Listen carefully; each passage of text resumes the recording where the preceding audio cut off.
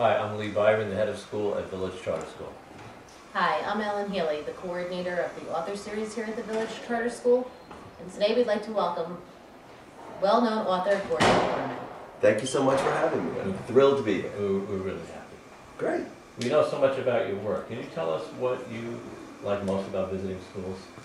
Well, I mean, for me, it's just such a great chance to meet my readers, right? Because when I wrote my first book, I was 12, so I was very, very close in age to the kids and characters that I was writing about.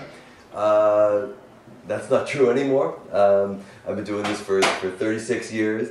I'm almost 50 years old, so it really is great for me to get an opportunity to meet my readers and you know, talk about what I'm writing and hear what gets the big laugh and what gets the introspective chuckle and what gets the, you know, you think that's funny, that makes one of us. And that's important stuff for me to hear. Oh, great. How do you inspire students to be writers? Well, I think it's not necessarily, you know, going from A to Z like that. I mean, I think the first thing is a love of reading, and I think kind of all literacy sort of stems from reading in that way.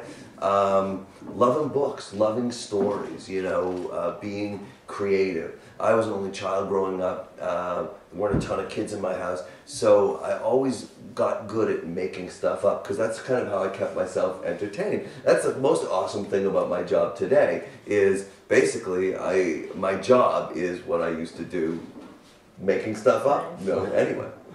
Well, thanks so much. This is great. I know the students have a lot of interesting questions, but we really appreciate you being here. Thanks for having me. I'm thrilled to be here. Thank you. Thank you. I did my report over there on the book called The Ultimate Nose Pickers Collection. Right. Mm-hmm. And I thought the book was really funny, but what brought you to staying like the alien? Like, what made Oh, you- okay.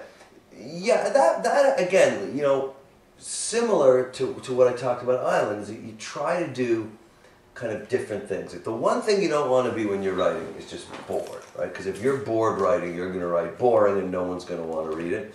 So all of my books are what you call realistic fiction. You know, I mean, they're not true, but they could happen. You know.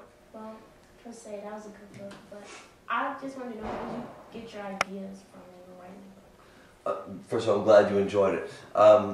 If you look at a lot of my stuff, you see that a lot of my books are funny, right? And I'd never really written something at that point that was serious. So I just sort of wanted to write something a little bit more serious, less of a comedy. And I thought back to when I was a kid, you know, because I loved humor the best, but I also really like these survival stories. And so I thought, well, okay, that's where Island came from. You know, can I do kind of a survival story?